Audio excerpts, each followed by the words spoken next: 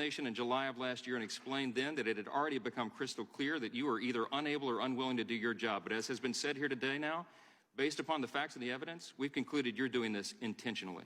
On the website of DHS, it describes the mission. It says the Department of Homeland Security secures the nation's air, land, and sea borders to prevent illegal activity and is focused on securing our borders and keeping our communities safe. Sir, you're the 7th Secretary of Homeland Security in charge of the 3rd largest federal department in the United States and the largest immigration system in the world. You are given immense power and an absolutely critical responsibility. Of all of our federal agencies, sir, I think yours is the one that has the smallest margin of error. Because if the Secretary of Homeland Security is unable or unwilling to give these answers, to perform his duties and accomplish his mission, crime surges, chaos ensues, and innocent people die. Mr. Mayorkas, that is exactly what is happening on your watch. All of us have been down to the border. We've seen this with our own eyes, and we are outraged. And so are our constituents and all law-abiding citizens in this country. They're outraged because of your deliberate and defiant policies. These are the documented facts. We have a literal invasion of lawless masses flooding over our border from more than 160 countries. The safety and security of the American people are being directly threatened, and innocent children, sir, are being abducted, assaulted, raped, and murdered by human traffickers. Countless numbers of known terrorists and vicious gang members are clearly coming across our border and making their way into our communities all over the country. The precious treasure of American taxpayers is being used to incentivize and reward all this because illegals are given food, clothing, health care, cell phones, welfare benefits, and we also, the taxpayers, pay for ghost flights and bus tickets so they can send them around and secretly transfer these folks into all of our communities across the country. It is your policies, and because of them, that our entire country is becoming a crime scene. And we are dealing with a humanitarian disaster that would have been unimaginable just 3 or 4 years ago.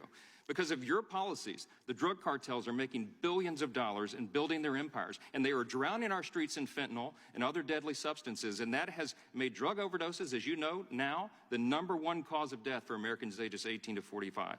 Our brave Border Patrol and law enforcement agencies and officers are completely overwhelmed, and they are personally endangered. And the rule of law is being trampled underfoot, and the stability and the very sovereignty of our nation is being threatened like never before.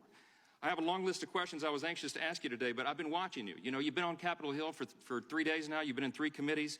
You have an extraordinary talent, I think, for evading questions, and you've provided answers that are not accurate, and that's documented.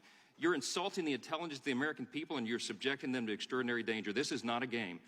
It's been detailed over and over this week, and here again today. You have presided over the greatest immigration catastrophe in American history, and it's an objective truth that you have helped design and implement this system.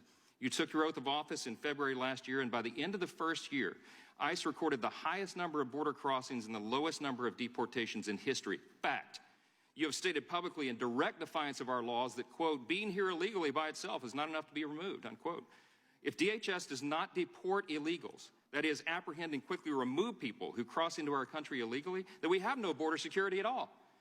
We all know that after Title 42 is repealed, 18,000 immigrants a day are going to result coming over that border. It's going to be a total collapse of operational control. If people are allowed to simply walk in here and live and work and collect taxpayer-funded benefits and assistance for years upon years and maybe permanently, then in a very short period of time, we'll be totally overwhelmed. We'll be crushed by the sheer numbers and the weight of illegal immigration, and there will no longer be any border, any security here, any sovereignty at all. We won't have a country.